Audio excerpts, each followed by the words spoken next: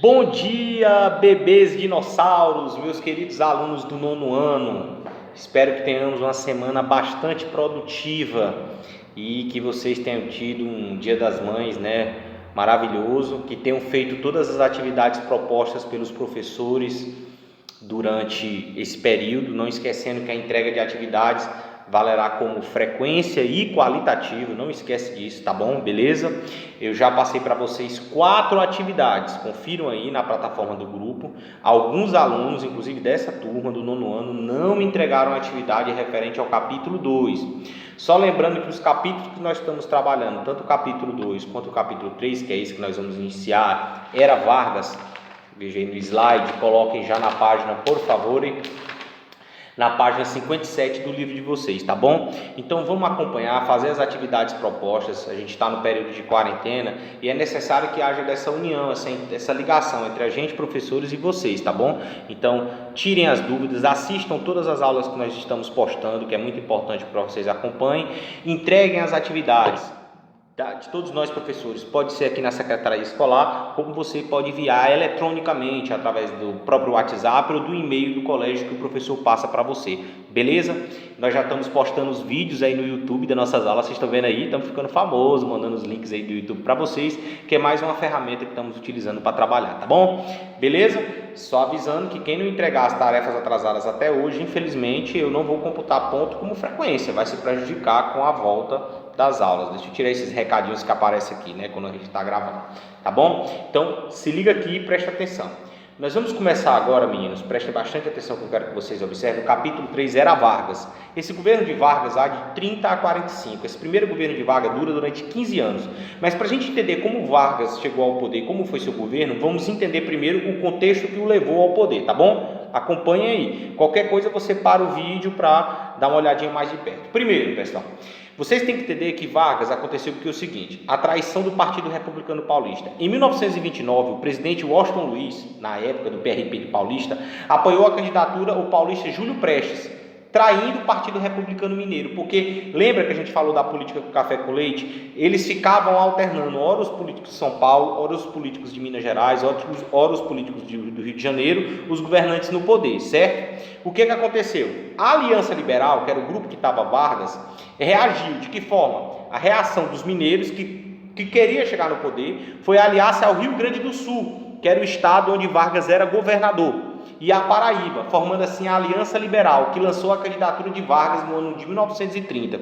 Então vocês veem que até aqui, pessoal, não havia, podem observar, não havia nenhum tipo de interesse deles em relação ao cuidado do povo. Veja que nos livros de história eles colocam a República Velha de 1889 até 1930, e 1930 como era Vargas, mas vocês vão ver que a mudança de governo para Vargas vai ser uma continuação dos poderosos no poder, porque o povo ainda vai continuar excluído, digamos assim, digamos assim, de ser alçado ao poder, de ter representação política.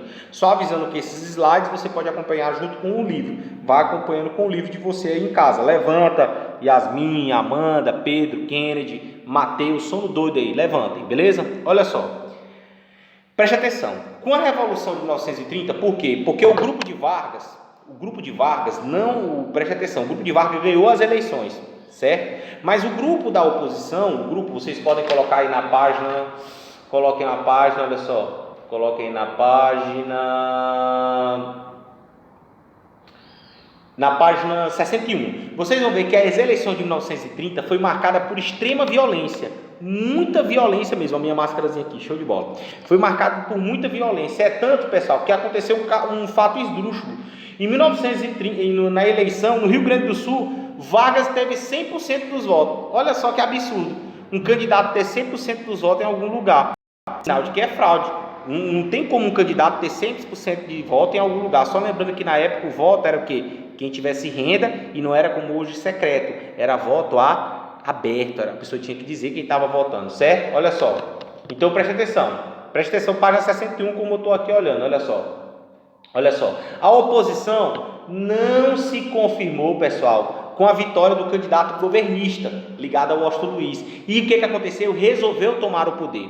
E foi isso que aconteceu. Vargas chegou ao poder não por meio do voto, mas através de uma tomada, podemos até dizer que foi através de um golpe. Ele chegou ao poder através de um golpe apoiado por setores do Exército e setores da população brasileira que já estavam insatisfeitos com o governo da República Velha, digamos assim, o governo das oligarquias paulistas, que sabiam se arrastando. Veja que o governo muda, mas quem está no poder? As mesmas oligarquias. O que é a oligarquia? Poder, o governo de poucos. Então Vargas chegou ao poder em 1930, não através de eleição, preste atenção, ele chegou através de um golpe apoiado pelo Exército, tomou o poder na época no Rio de Janeiro, que à época era a capital do Brasil. Então a Revolução de 1930 é marcada, pode ser dividida em 3 períodos que vocês vão ver aí. O primeiro, de 1930 a 34, o segundo, de 34 a 37, então a primeira fase é o governo provisório, que vai de 30 a 34, o segundo é o governo constitucional, que vai de 34, acompanha aí, de 34 a 37, e o último governo ditatorial de 37 a 45, certo? Acompanha aí, beleza? Olha só. Acompanhando? Beleza. Então, o governo provisório, pessoal, o que ocorreu? Ao assumir, Vargas buscou atender às reivindicações dos grupos que lhe deram apoio. E suas primeiras medidas ao chegar ao poder, qual foi? A suspensão da Constituição de 1891, o fechamento da Assembleia Legislativa e a nomeação de interventores para o Estado. Meu amigo, ele já chegou botando o pé na porta.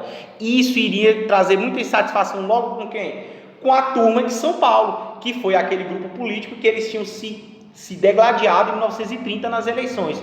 O que aconteceu, pessoal? As causas do movimento que foi chamado, olhem aí, vocês podem ir lá na página 62, que é chamada de Revolução Constitucionalista de São Paulo. As principais causas do movimento da Revolta Constitucionalista de São Paulo foi o quê? Primeiro, os motivos que levaram: o afastamento da oligarquia de São Paulo do poder e a nomeação do capital pernambucano, né, digamos assim, do interventor pernambucano, João Alberto Lins, como interventor. Nego, velho, o pau quebrou, os paulistas, a oligarquia, não ia aceitar essa interferência de Getúlio Vargas. E o que ocorreu?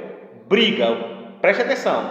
As primeiras manifestações dos paulistas provocaram a morte de 4 estudantes: Martins, Miragaia, Drauzio e Camargo. Daí a sigla MMDC, a entidade envolvida na organização da Revolução, certo? O que queriam então os paulistas? O que os revoltosos queriam? Primeiro que os paulistas queriam era a retirada do interventor de Vargas e a influência dele no seu poder em São Paulo. Então, o principal objetivo qual era? A convocação, acompanha aí comigo, pessoal, a convocação de uma Assembleia Constituinte, ou seja, uma nova Assembleia Constituinte para o Brasil. E o que ocorreu?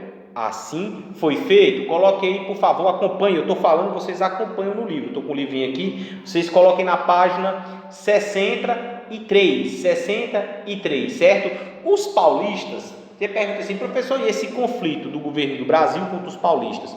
Quem saiu perdendo? Olha, os paulistas perderam nas armas, digamos assim, na guerra, no conflito em si, mas ganharam moralmente, porque o governo de Vargas, pressionado, acabou convocando uma nova Assembleia e criando uma nova Constituição.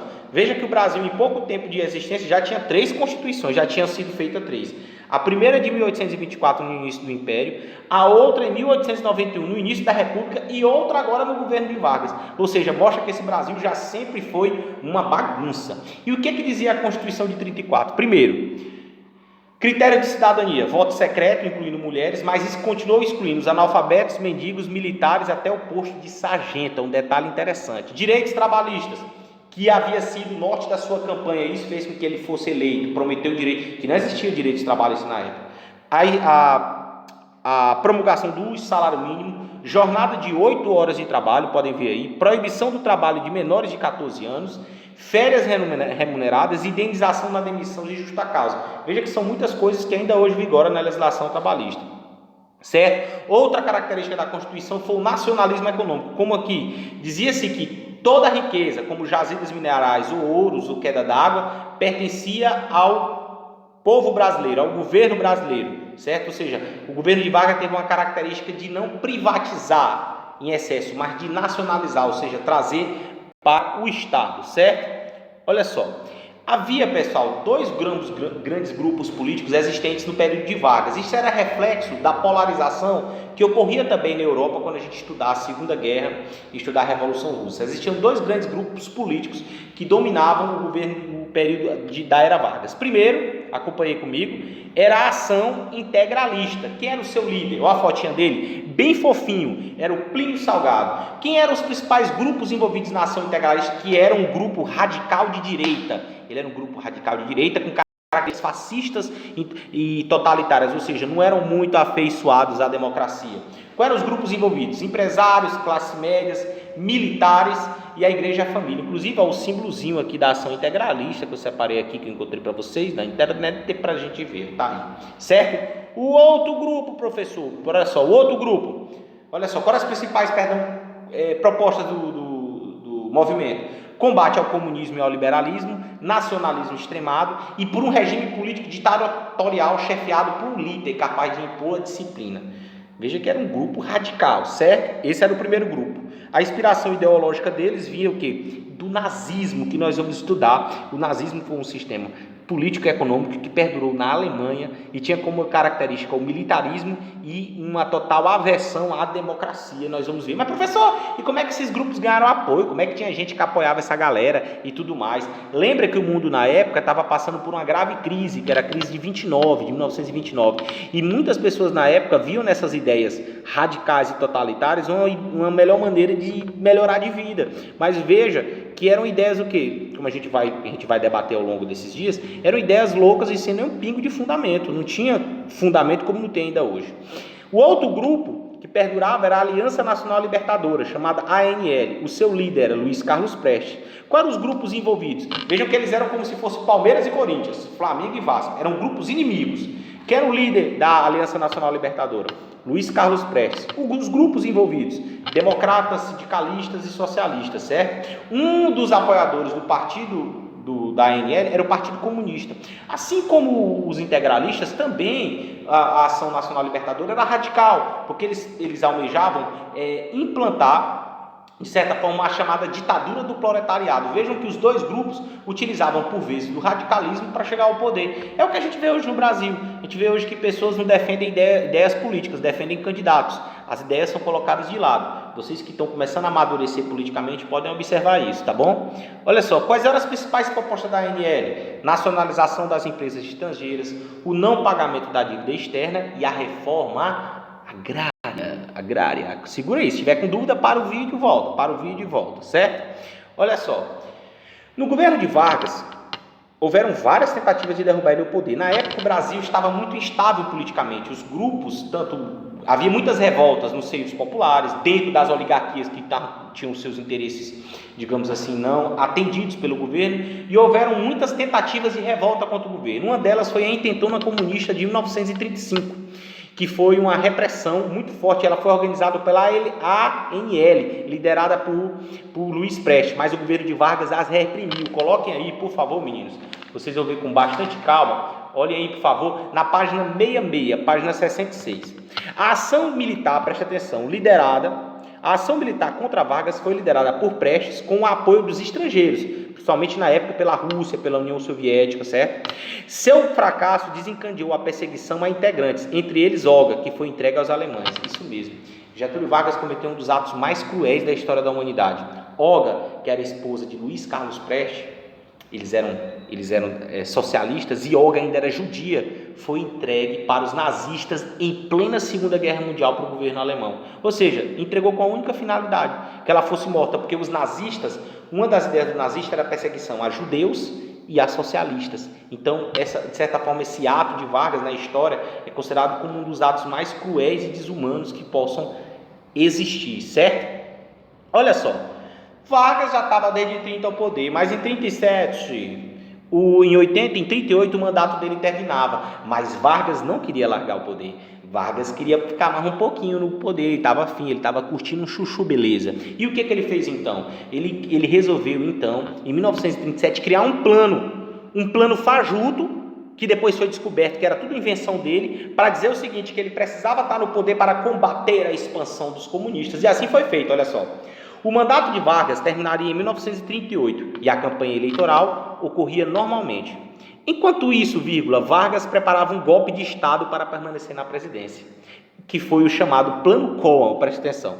O Plano Collor foi um plano, coloca aí comigo, se liga aí, coloque na página 67, O Plano Collor foi um plano que eles alegavam, um plano que dizia o seguinte, que havia uma tentativa dos comunistas de tomar o poder, incendiar as igrejas, matar famílias, matar crianças, né? E o Plano Collor dizia o seguinte, olha só, era um plano contra o suposto perigo comunista, e por causa disso Vargas dizia o seguinte, olha, para proteger a população contra esse plano nefasto que nós descobrimos, botem aí na página, olha só, na página 67, no primeiro parágrafo, esse plano fajuto, esse plano criminoso de tentar destruir igrejas, casas da propriedade privada, nós precisamos continuar no poder. Vargas deu uma de migué, conseguiu o apoio e resolveu então implantar uma ditadura baseada nisso. Meses depois foi descoberto que o Plano Collor na verdade era o que, pessoal? Foi uma desculpa que Vargas utilizou para se perpetuar no poder e passar mais 6 anos no poder. Foi o Plano Collor, certo? Nesse período então, pessoal, começa, quando Vargas então, digamos, implanta uma ditadura, vai ser o período do Estado Novo, que vai de 37 até 45. Acompanhe aí, meninos, por favor, na página, acompanhe aí na página 67, até aí na página 67.